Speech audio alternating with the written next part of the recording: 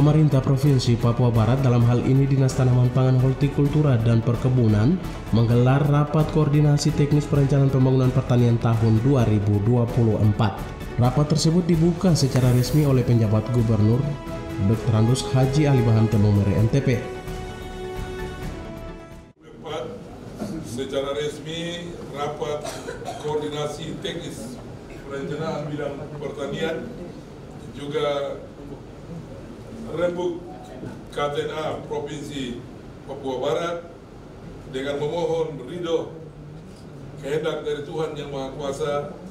Mudah-mudahan acara ini bisa bermanfaat bagi kita dan juga untuk masyarakat di Provinsi Papua Barat. Secara resmi saya nyatakan dibuka.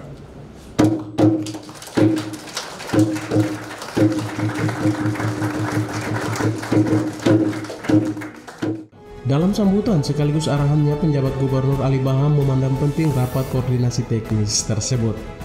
Kata orang nomor 1 di Provinsi Papua Barat ini bahwa rapat koordinasi teknis ini merupakan kegiatan yang sangat penting dan strategis yang di dalamnya dapat mengevaluasi seluruh kegiatan pembangunan tahun 2024 serta merencanakan kegiatan pembangunan pertanian tahun 2025.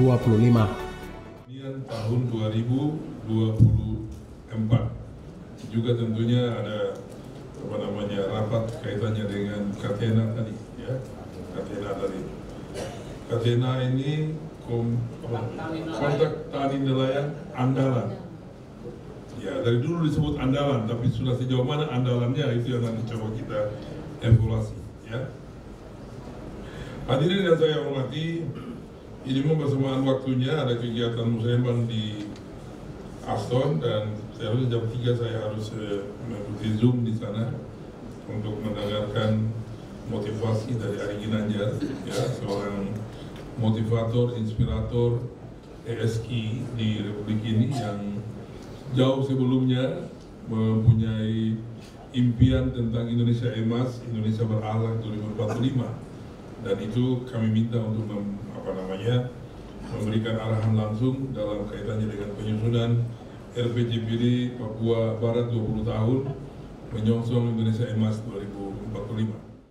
Lebih lanjut, masih menurut penjabat Gubernur Ali Baham bahwa perencanaan program merupakan proses yang sistematis, yaitu mengejar keunggulan data yang objektif.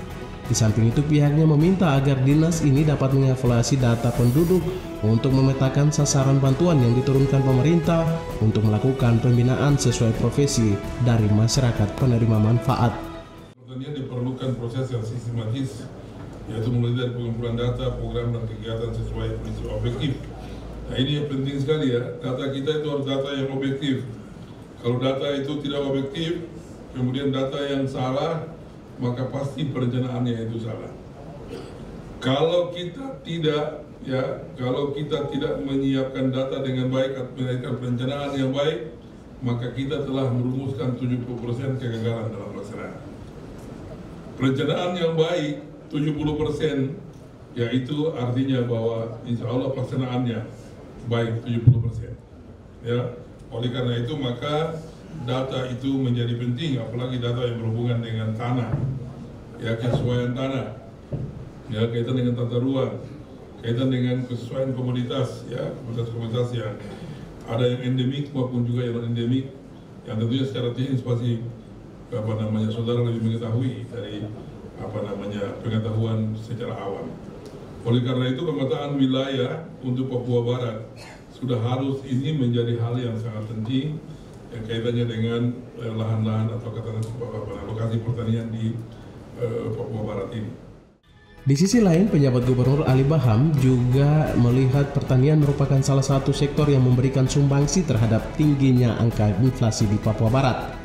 Oleh sebab itu, yang terus menjadi arahan mantan Sekda Kabupaten Fakfak ini bahwa harga beras yang terus menjadi komoditas pangan utama dengan harga yang semakin fluktuatif, sehingga ia menghimbau agar ketergantungan konsumsi beras dapat dikurangi. Hal itu dapat diwujudkan melalui upaya diversifikasi pangan melalui gemar menerapkan 5B, yakni bangga menanam, bangga menjual, bangga membeli, bangga memasak, dan bangga memakan. Ya, cabai atau rica itu juga, ya, memberikan sumbangan.